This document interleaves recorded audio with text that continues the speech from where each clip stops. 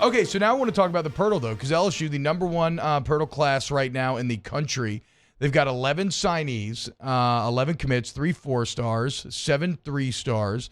And it's interesting. There are a couple other schools with more portal transfers, but definitely no other big name with quite as many. Now, Florida State, interestingly, LSU Florida State to start the season could be lining up to be the Pirtle Bowl as they are number 2 on this list. And then Ole Miss, who did not do well on the traditional recruiting circuit, seems to be making some waves, trying to add talent, which kind of makes like a lot of sense for some reason. No, it does. I don't know why. Like they feel because- better suited to recruiting out of the portal than they do out of high school. I think it's easier for Lane to do. One of the things we've always heard about Lane is like that was not his strongest suit, was to go out there, go into these homes, recruit high school players. Now, he's gotten fine players, don't get me wrong, but they wanted him to be in that top 15, and that's just not what he's been. And so I think this is an opportunity for him.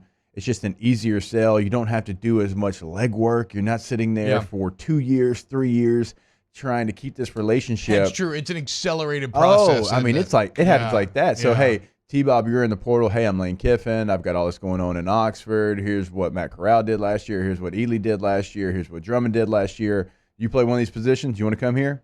Yeah? Okay, let's go. That's it. Yeah. Like, that's what it is. And so I actually think Lane is better suited for, this type of situation than trying to create those 3-year relationships where you've got to, let's call it like it is. I mean, you're babysitting that relationship every single day for 3 years. And it's like going against the elites coming out of high school. Ole Miss will always be a hard sell. When you look at what he's done with guys like Matt Corral, and I forgot who that linebacker that they brought in last year was, but when you look at how much they helped their careers in a very short amount of times, I do feel like this is an easier pitch. Did they get Jackson Dart yet? The quarterback? I know that's not official. Okay, no. that's not official yet. That would be huge for Ole Miss. But anyway, so LSU, Florida State, Ole Miss, Florida, and South Carolina rounding out the top 5 there. All schools looking to improve immediately. 11 commits for LSU. Remember, Michigan State very famously had 15 that they brought in the portal last year. So LSU right on their heels. And let's kind of, do you want to start looking at the O-line room first or looking at the overall, like everybody who's come in for LSU real quick first? You can do whatever you want. All right, let's start with the overall class then, because yesterday they had Mekhi Wingo, the lineman from Mizzou, all SEC freshman team, 27 tackles, 2 TFL, sack, 40-yard pick return for a touchdown. That's pretty cool for a D lineman. But really, interestingly, Jake, maybe not the most impactful, even though I do love that he's young. You're going to have him for years. But, like, he adds to an already really good group, which is great. But now, he's got to compete with guys like Jaquelin Roy and Mason Smith and others for playing time. Yeah, that's a group that has a lot of talent. A lot of talent. Now you're looking for them to all take the next step. Like Jaquelin Roy at times this year graded out as one of the highest defensive tackles in the country. But the thing is, like, there's got to be that consistent time. And now, like, this is going to be his room. Like, he's going to be the veteran guy in that room now that you've got Glenn Logan, who was here for a very long time, Neil Farrell here for a very long time.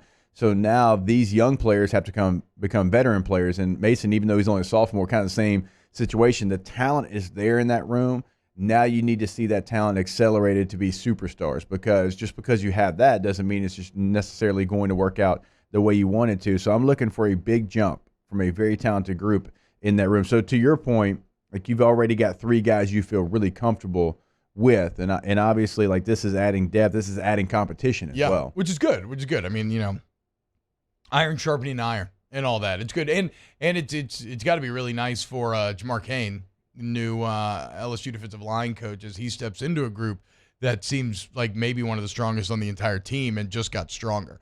The maybe arguably more impactful in the short-term pickup yesterday was Tremont Shorts, the East Tennessee O-lineman, 6'4", 320. Like I said, 5 years of college football under his belt, 40 consecutive starts, FCS All-American, 70 knockdown blocks, captain, can play center, which is a huge glaring question mark right now outside of Charles Turner, which, he's a question mark. It's a question mark, because I like Shorts. Because he hasn't played a whole lot, and he's had a long injury history as well. That's true. Right? He was a guy that came in severely undersized and did the work and gained the weight, but it's very difficult to do that and stay healthy. Like you're completely changing your body, and your body has to get used to being able to carrying that weight and playing at that weight. And he was banged up all year long, and so no, there's no guarantee at that position. I mean, you've had other players. Was it Marlon Martinez that played a couple of snaps, a couple of games, at center. So you do have him in that competition. He's one of those players I actually thought did well with the time he was given a year ago, so he'll be there as well. Yeah. Oh man, you kind of teased down a little Gandalf quote. It's up to us to do, where it's up to us to decide what to do with the time that is given. Hell yeah. Marlon Martinez made the most of his. You have Jay Bramblett, the punter from Notre Dame, who's actually been the starting punter for Notre Dame for the last 3 years. So he adds with an interesting competition with Peyton Todd, the former number 1 punter overall at West Monroe. We mentioned West Weeks. I have so much trouble saying the name. West Weeks out of Virginia. He was a freshman last season. He's out of Oconee High School, where Max Johnson went 31 tackles as a freshman last year. So depth there. He's also got a younger brother, I believe, that is still in high school that LSU has offered as well. Okay. I did see that over the weekend, so there's that connection as well. I believe he plays linebacker. And then Kyron Lacey, wide receiver from UL. Interesting that Lacey would choose to join it's a thinning group, but it still has plenty of depth and a ton of talent. But Kyron Lacey from UL is saying, you know what, I've done pretty well over here. But the sophomore from Thibodeau thinks that he can come here to Baton Rouge and fight. I kind of like that willingness from like just a competitive evaluation to step into the Vipers den a little bit, right? He's definitely doing that. Yeah. I mean, it's a room that has Dre Jenkins coming back. We know that. We know all the talented freshmen, Neighbors, Besh, Thomas. You really look at the makeup. I mean, Chris Hilton, last play of LSU season, was a bomb to Hilton. So, hopefully he can make a stride and to get on the football field as well. Now, you lose Trey Palmer to Nebraska.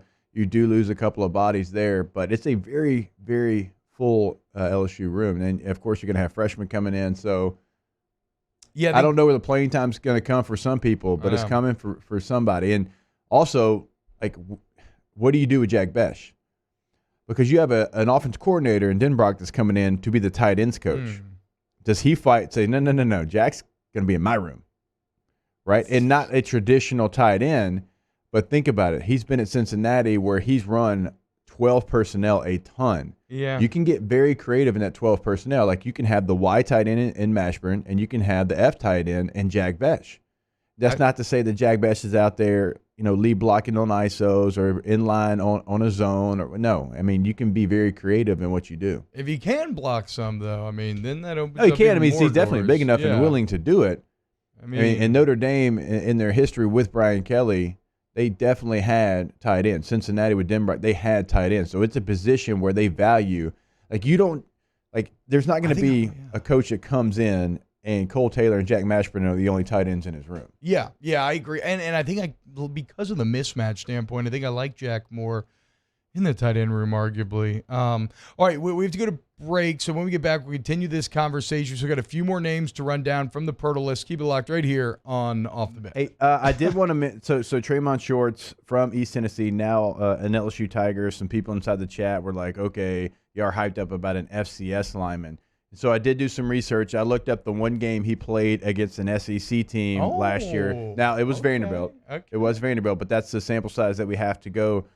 And let's see, 71 snaps. He had 36 run blocks, and he graded out at 87% during his run blocks, 75% for his pass blocks in 26 attempts. So overall, with everything figured in, it has him as an 87 grade in the game. No penalties, 17 key blocks. That's beast. That's good. That's a great game. That's an objectively great game, no matter how you slice it. And here's the deal, Jake.